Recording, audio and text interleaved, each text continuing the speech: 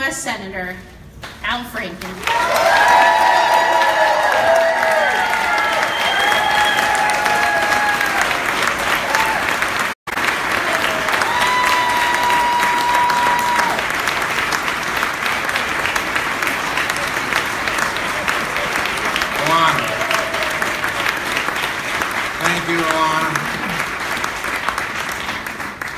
She left me with nothing. Nothing to say. What an amazing experience working with Alana. And it's great to be here with you all. Serving the people of Minnesota in the United States Senate has been the honor of my life. And I'm here tonight to say thank you. Many of you have heard me talk about what it was like for me to grow up here in Minnesota. My dad was a printing salesman. My mom sold real estate part-time. My brother and I grew up in a two-bedroom, one-bath house in St. Louis Park. We studied hard in school and played a lot of baseball and ate dinner in front of the TV. Good dinners. These were not TV dinners. Mom was a great cook. But we watched the TV news every night, watched Walter Cronkite.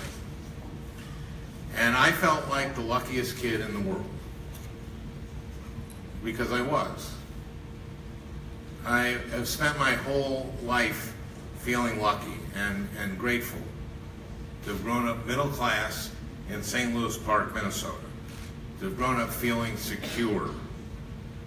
To have grown up feeling that I could take a chance on myself, that I could go off to college, I could go into comedy, that I could write a book or start a radio show saying things that I thought needed to be said.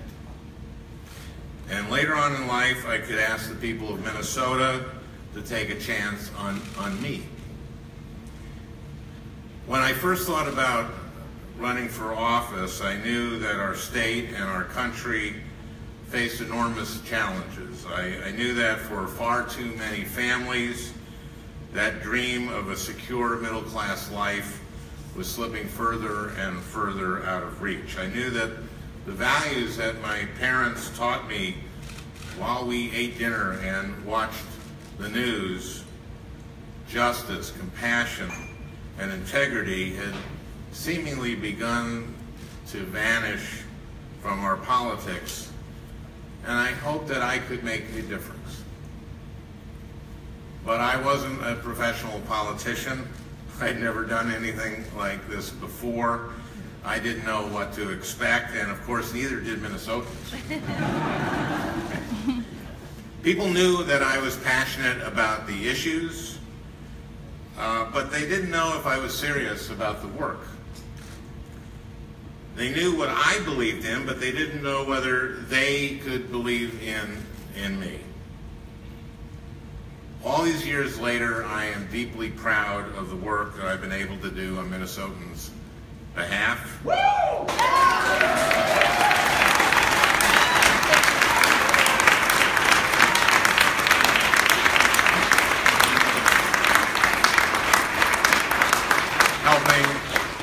Helping tens of thousands of Minnesotans gain access to health care.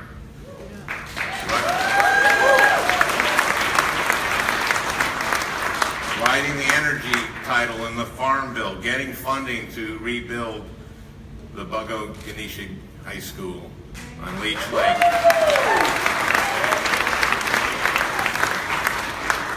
And so much more. But I'm also deeply humbled because I know that none of this work would have been possible without so many people. So many people who have worked for me or supported my campaigns or organized around the fights that I've taken on or just given me a chance to earn their trust. There are a lot of people here tonight that I want to thank, but I have to start with Franny.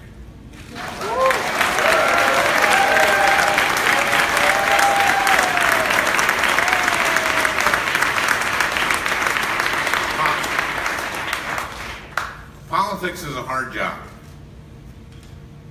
I don't know how anyone manages to do it without being married to someone who is so loyal, so selfless, so tough, so caring. Frankly, I don't know how anyone manages to do it without being married to Franken.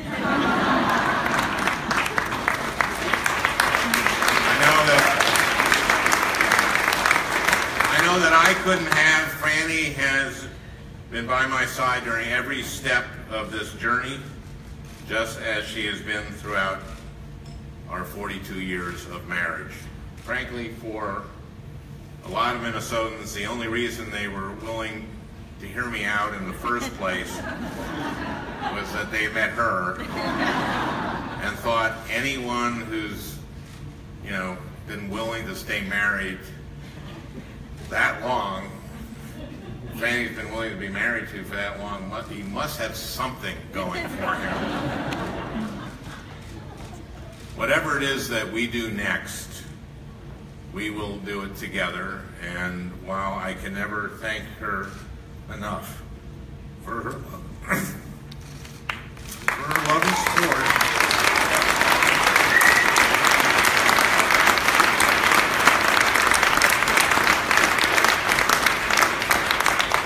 I'm willing to spend the rest of my life trying. Franny's here tonight with our kids, Thomas and Joe, and our son-in-law, Brody. Stephanie's with some of the kids. I love them all so much, and I know many of you have come to love them as well. And I hope you'll join me in giving them a huge hand.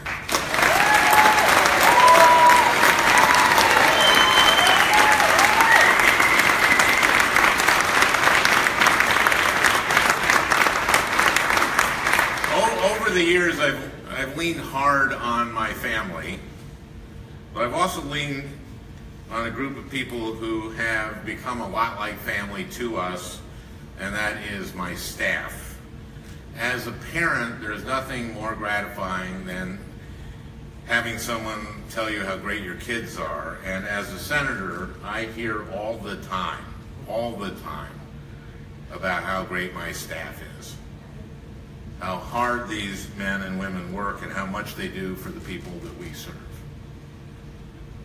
I am constantly amazed by their brilliance, their dedication, their incredible creativity, their integrity, and more than occasionally, their sense of humor. More than occasionally.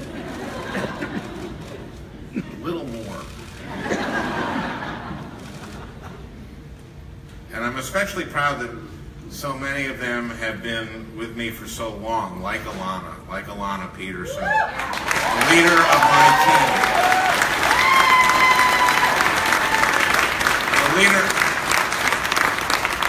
Leader of my team in the state from day one, who knows more about Minnesota and has done more for Minnesota than just about anyone alive, except Walter Mondale. Alana told me to say that. So it was good staff work. Alana, good. To Alana and to everyone who's worked for me, either on a campaign or in my offices in DC and in Minnesota, let me say this. One of the hardest things about leaving this job will be not getting to work alongside you every day. But I cannot wait to see what you'll do next. I will always be proud of you. I will always be grateful to you. And I will never, ever stop bragging about you.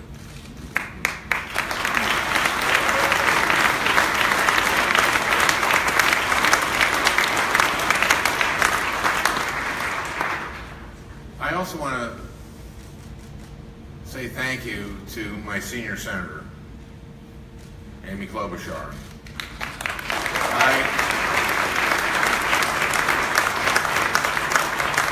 I could not have asked for a better mentor in the United States Senate. Thank you. Thank you, Amy. And I want to thank everyone who's been part of the people-powered grassroots machine that allows DFLers like me and Amy to win here in Minnesota. When I first started traveling around the state back in 2006, I met countless activists who have been pouring their energy into the important work of grassroots organizing for years, and sometimes even for decades. A lot of those folks would laugh if you describe them as political power players, but I have seen firsthand how much power there is in organizing a phone bank, or marching in a parade, or throwing a bean feed. And after all, when you win your first race by 312 votes, it really drives home how big a difference one person's work can make. Over the last few weeks, I've heard from a lot of DFLers around the state. Your words have meant a lot to me, and your work on behalf of the values we share has meant even more. Here's my promise to you. I may be leaving the Senate, but I'm not giving up my voice.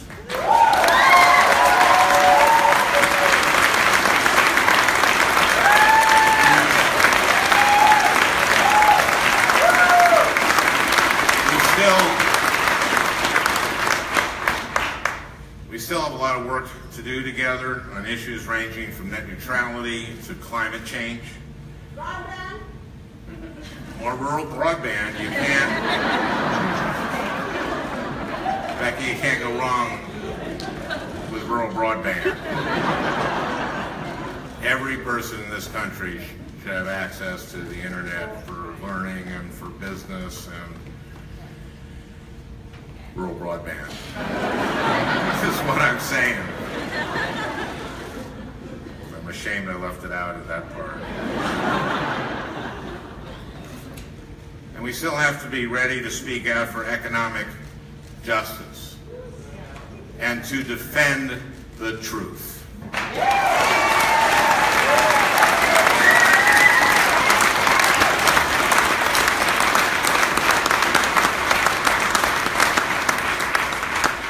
We still have terrific candidates worthy of the kind of incredible support that I've received, starting with my friend Tina Smith.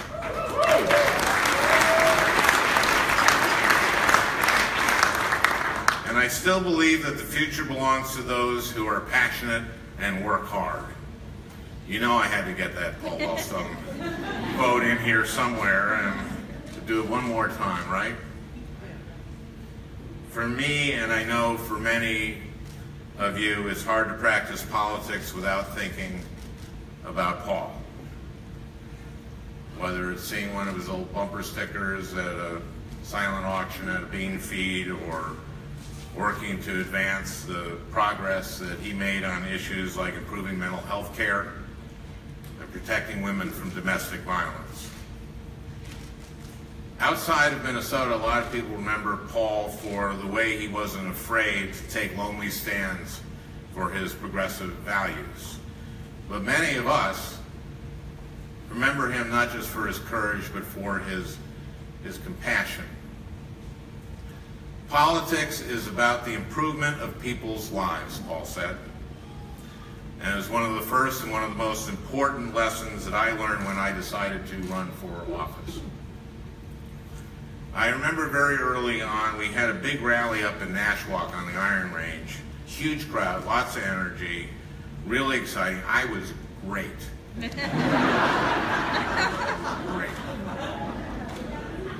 And then a few weeks later, I was in the locker room at HIPTAC at the taconite mine in Hibbing, and I met a miner who looked me in the eye and said, "What are you going to do to protect my pension?" I'd give a speech making a passionate argument for universal health care, and then I'd hear about a woman in Fergus Falls who had diabetes and who was sharing her insulin with her adult son who also had diabetes but couldn't afford insulin because he couldn't get covered because he had a pre-existing condition. Or I'd tell people about my plan for making college more affordable, and then I'd meet students in Mankato who were selling their blood to pay for housing or for tuition. I've carried the lesson with me every day of the 8.5 years that I've been in the Senate. You measure the impact you make not by how many arguments you win or even how many elections you win, but by how much actual progress you're able to make for actual people. I met a woman named Katie Johnson it was a mental health roundtable at a school in Mounds View. Katie was a single mom with a 9-year-old son and a 3-year-old daughter. And she told me that her son was out of control and that her life had become completely out of control. Then one day, Katie got a call from a woman who introduced herself as Katie's son's mental health advocate. See, the school had adopted a new approach to mental health in which every adult in the school had, and this is from the lunch lady to the principal, from the bus driver to the teachers, everyone had been taught to recognize when a kid was struggling, and then to connect that kid with one of the counselors or social workers. And that professional would meet with the kid and decide if that kid needed to be connected with the community mental health services. Katie told me that her son's mental health advocate had made sure that her son got diagnosed. He had Asperger's and ADHD, and treated. And it turned him around.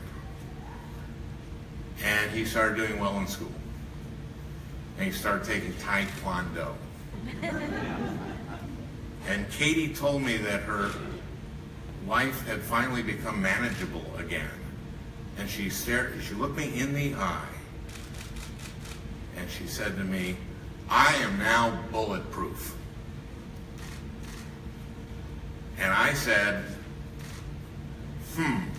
let's do this. Let's do more of this. Since then, we've gotten more than $100 million in new funding for that model of mental health in schools.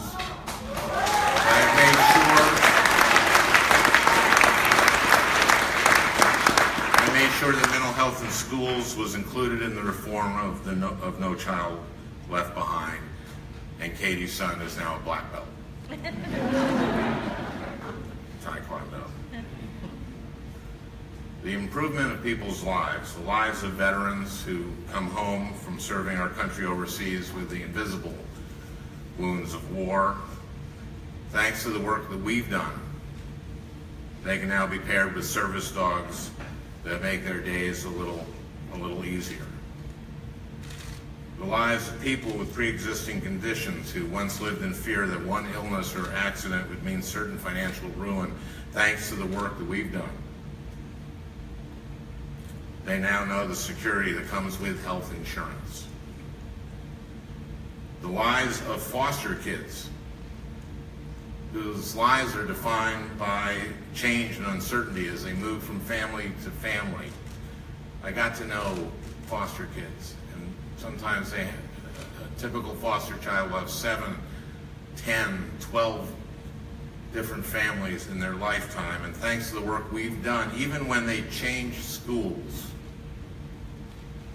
now and when they change foster families and go into a different school district, they can stay in the school that they were in. Because school is very often the only constant in a foster child's life.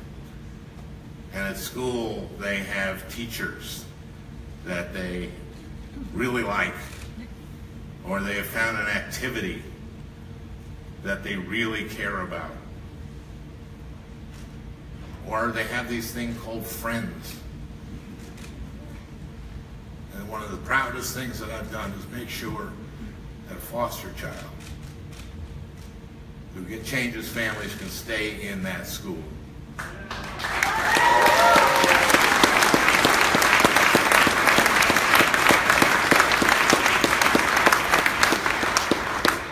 I, of all people, know that politics can be frustrating.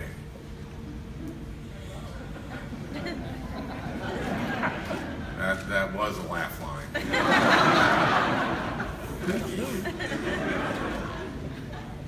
But if you remember that lesson, that it is about the improvement of people's lives, and it can also be rewarding in many ways you'd never expect. For example, some of the most meaningful and productive relationships I've formed have been with Republicans here in Minnesota.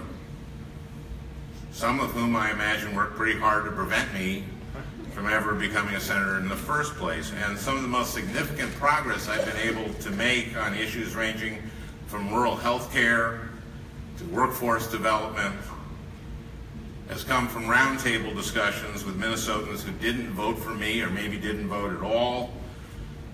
I'll never know, and I really don't care. And also on broadband.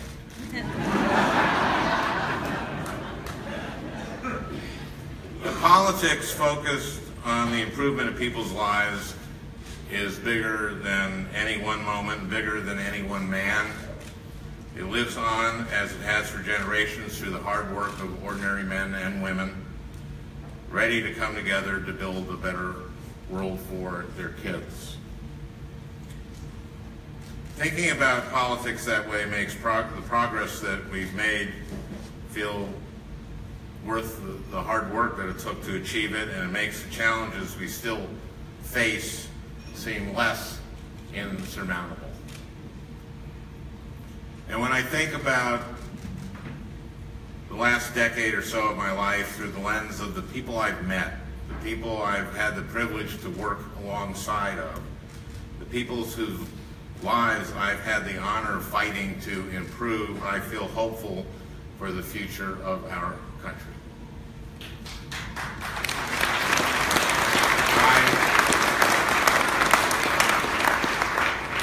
I feel proud to call this state my home and to call so many of you my friends. I feel grateful beyond words for the support that you have shown me and for the trust that you have placed in me and for the chance you took on me. I feel the same way I did growing up all those years ago in St. Louis Park, like the luckiest kid in the world. Thank you all.